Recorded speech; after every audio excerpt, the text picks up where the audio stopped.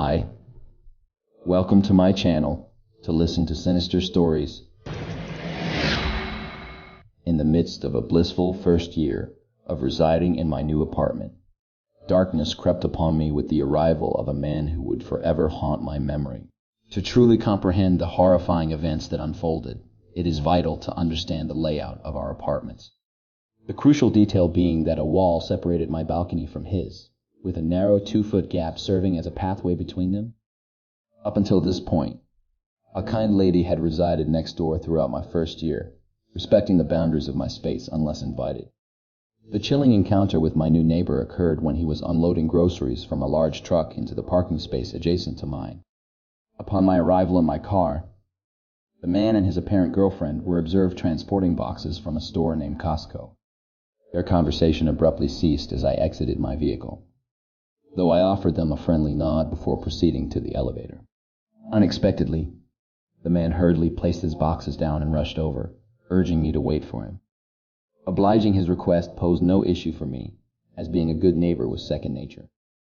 As we ascended in the elevator, the girlfriend avoided making eye contact or engaging in conversation with me. However, the man introduced himself promptly and proceeded to engage in casual small talk. Reflecting on the incident, his excessive enthusiasm struck me as peculiar, yet I dismissed it as mere excitement stemming from his new environs. For the purpose of this tale, let's refer to him as Sam, 33 years old, standing at 6 feet tall, with a slender, muscular physique. Sporting cropped hair, seemingly concealing a receding hairline, he appeared rather unremarkable overall. During the initial weeks that followed, frequent encounters with Sam ensued, characterized by customary small talk. Yet, what struck me was his consistent usage of the title Miss when addressing me. His girlfriend seldom made an appearance after that first night, though occasionally I would overhear him conversing with an unidentified woman within his apartment, courtesy of the inadequately insulated walls separating us.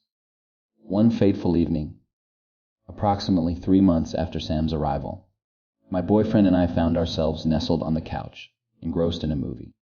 The time neared 11:30 p.m. with my couch conveniently situated against a shared wall with Sam. Suddenly, a series of loud thuds reverberated through the air. Initially, I assumed it may have been Sam and his girlfriend, creating an unusual commotion, prompting my boyfriend and me to chuckle and increase the volume TV in an attempt to mute the cacophony. However, the cacophony escalated beyond mere thuds, transforming into anguished screams. Glass shattering, objects being flung, the chaos within their apartment was unmistakable. Although the specific words uttered by Sam and his companion eluded comprehension, the expression of wrath and anguish was unambiguous. Prompted by concern, my boyfriend, the ever-gallant soul, ventured onto the shared balcony and bellowed their way, demanding to know if everything was all right. After a brief pause, the girl from Sam's apartment slid open their glass door and muttered a feeble apology, leading us to believe that the matter was resolved. Worried yet unsure of the true nature of the disturbance, my boyfriend and I decided to retire for the night. Alas, this decision would prove to be a grave mistake.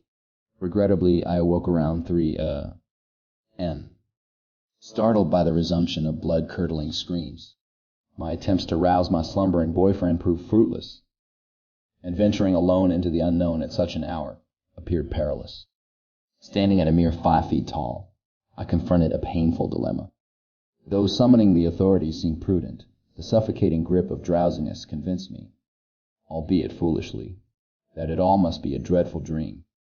I would come to deeply rue that decision. Morning dawned, bringing with it a tumultuous barrage of personal challenges that consumed my attention, relegating the previous night's events momentarily to the recesses of my mind. But never forgotten, it faded into the background. 2 weeks elapsed, and the day unfolded amid sweltering heat. Engrossed in a book outdoors, I garbed myself in a robe, a sports bra, and shorts. Warning: the following story contains elements that may be distressing or intense. Immersed in the pages of my book, I sit with my back turned towards Sam's apartment, unaware of the unsettling events about to unfold. Sudden taps on my shoulder jolt me from my reverie, and as I turn, I find Sam standing behind me. A disconcerting feeling washes over me as he encroaches onto my side of the balcony, blocking my path to safety. Reluctantly, I entertain his request to speak, in a desperate attempt to gauge his intentions. To my dismay, Sam reveals it is his birthday and asks if I can help him find some weed for the occasion, insinuating that I possess a knack for a good time. In a place where marijuana is legally accessible, I suggest they consult Google for the nearest dispensary. As our conversation continues, he regales me with tales of his debauchery from the previous night, his face adorned with a disturbing smile that evokes a sense of amusement. An unsettling sensation creeps through me, urging me to escape this disturbing encounter. As I subtly maneuver to signal the end of our conversation, Sam swiftly reaches out and admits to scratching my car the night before, a consequence of his intoxicated state at the wheel. Astonished but primarily desperate to distance myself, I suppress my mounting unease and opt not to confront him about the incident. When he proposes exchanging contact information for insurance purposes, a chilling alarm bell rings in my mind, cautioning against revealing my number.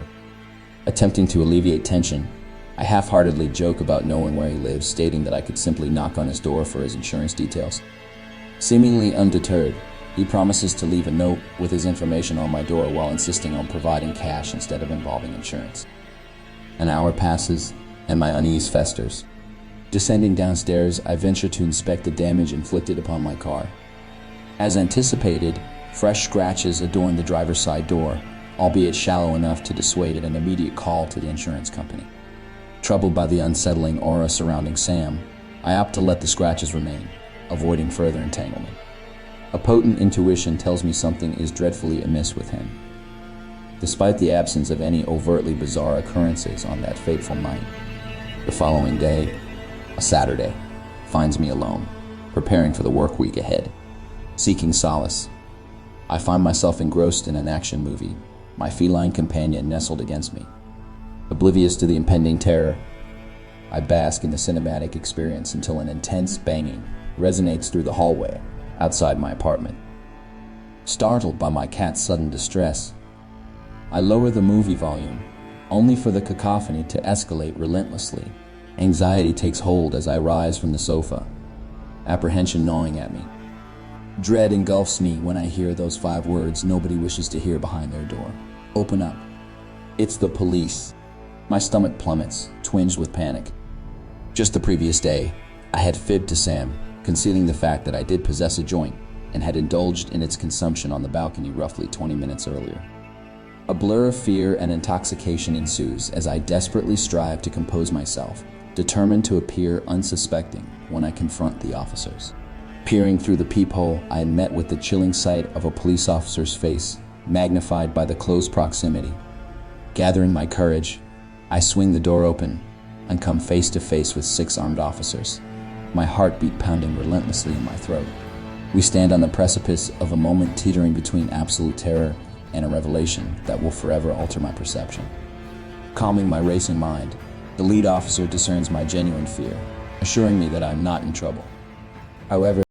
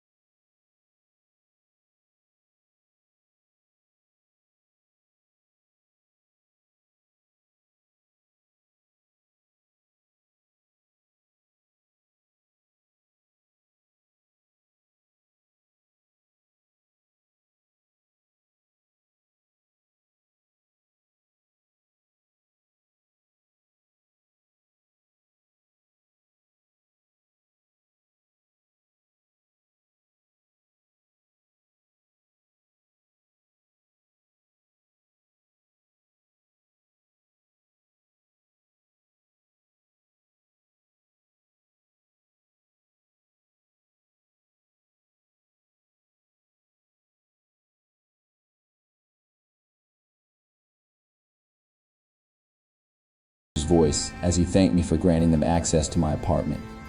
They continued questioning me for another 15 minutes, seeking any additional information that could assist their investigation. Eventually, they departed, leaving me alone, haunted by the specter of the events that had transpired. But the story did not end there. In the days following Sam's arrest, an insidious sense of dread permeated my being. Thoughts of his potential return, consumed by vengeful rage, plagued my mind. Although I hadn't uttered anything incriminating, I had shared with the police the night my boyfriend and I overheard the altercation. Days later, as I returned home from work, my world shattered in a moment of chilling encounter. Sam, lurking ominously in the building, made a desperate attempt to approach me, only to be thwarted by the swiftly closing elevator doors. My entire body tensed in a surge of adrenaline, akin to narrowly avoiding a car collision. From that moment on, I vowed to avoid my balcony, forever drawing the curtains closed. Weeks passed, the silence and avoidance between us palpable. Inevitably, our paths crossed once more, igniting the embers of fear deep within my soul. Sam cornered me in the parking lot, sprinting toward me as I prepared to step into the elevator. His eyes pleaded for an explanation, and he demanded to know why I had allowed the police entry into his life. My voice faltered, revealing the truth that I had been in a state of intoxication and indecisiveness. My turbulent history with law enforcement clouding my judgment. Enraged and desperate for a different response, Sam's fury was unleashed upon me. In exchange for my loyalty, he offered a sum of $3,000, persuading me to testify in his behalf. Speechless and terrified, I stood frozen, until somehow an instinct for self-preservation emerged, granting me the strength to flee. My words stumbled and fumbled, forming a nonsensical blurt, as I escaped the imminent danger that encroached. Yet, the terror persisted. On the eve preceding Sam's trial, I returned home from work, my cat behaving strangely, her fur bristling in terror. Dismissing it as mere coincidence, my gaze was drawn toward the curtains, revealing a haunting sight: a note, bearing Sam's name and phone number, adhered to the outside of my sliding glass door. Beneath it, the words, "I'm counting on you." Paralyzed by fear, I refrained from attending the trial, capturing a photograph of the note and hastily retreating to the safety of my mother's home. Days turned into weeks, and eventually my boyfriend and I summoned the courage to return to my dwelling. Life seemingly resumed its normalcy, with no further sightings of Sam. Months passed, and unfamiliar faces occupied the apartment previously inhabited by him. Though I attempted to gather information from the county jail regarding Sam's whereabouts, they provided no answers, leaving me with a glimmer of hope that he languished behind bars, paying the price for the heinous acts claimed by the police. Sam, your presence still lingers in my thoughts, regret mingling with the weight of unanswered questions. My greatest desire is to never encounter your face again. For the rest of my days, haunted by the chilling embrace of that harrowing ordeal. In the chilling winter of 2019, a tale unfolded that would forever haunt the protagonist, Rubino. At the age of 24, Rubino finally attained his much-yearned-for independence, moving into a modest 3-bedroom cabin nestled within the depths of a dense, foreboding forest. His parents' watchful eyes were now replaced by a newfound freedom, granting him solace in solitude. One fateful evening, as the icy winds howled outside, Rubino found himself engrossed in the luminescent glow of his phone, seeking solace within the realm of online videos.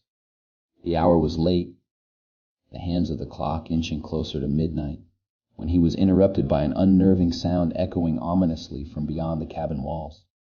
A thunderous knock resonated through the silence, piercing the sanctuary of solitude. A shiver coursed through Rubino's spine, his heart pounding with a mix of curiosity and trepidation. His instincts warned him against opening the door, for the lateness of the hour, coupled with the stranger's persistent disturbance, only heightened his unease. Resolute in his decision, Rubino attempted to dismiss the intruder's demands and return to his digital refuge. Yet, against all expectations, the stranger's knocks grew more forceful, his desperate determination fueled by an alarming urgency. Peering through the window, Rubino spied a menacing figure cloaked in darkness. his presence sending shivers down Rubino's spine. An abyss of uncertainty encompassed him, intertwining with an unsettling sense of danger. Reluctant to surrender to fear, Rubino fortified his resolve and armed himself, a silent guardian ready to confront the imminent threat. As the stranger persisted in his assault on the door, his relentless determination echoing through the cabin, Rubino's pulse quickened, beads of sweat forming upon his brow. Time seemed to stand still as glass shattered, granting the trespasser access to Rubino's once sanctuary. An encounter between desperate souls commenced, doom hanging heavy in the air. Face to face, Rubino confronted the intruder, his trembling finger dancing upon the trigger of his weapon. In a cataclysm of rapid gunfire, the sound of bullets colliding with flesh shattered the silence. The assailant, wounded and writhing in agony, unleashed screams of pain, each cry a testament to Rubino's unyielding survival instinct. By the time the authorities arrived, an eerie calm had settled over the cabin. The adversary had vanished, leaving behind only fragments of shattered glass as evidence of his chilling intrusion. Interrogations and investigations ensued, their conclusion offering no solace nor closure. However, Rubino's tenacious spirit, combined with his vigilant landlord's fortifications and new door, security systems, and reduced rent as a peace offering, convinced him to remain in his secluded abode. In the wake of such a ghastly encounter, Rubino cautiously forged ahead, haunted by the memories of that harrowing night. The sanctity of his solitude remained, though now tinged with an ever-present unease. The cabin became a fortress, equipped with an impenetrable barrier of caution, its walls imprinted with the remnants of survival. Rubino's story serves as a reminder of the fragile line between serenity and chaos, urging us to cherish our safety and hold steadfast to our resilience in the face of darkness.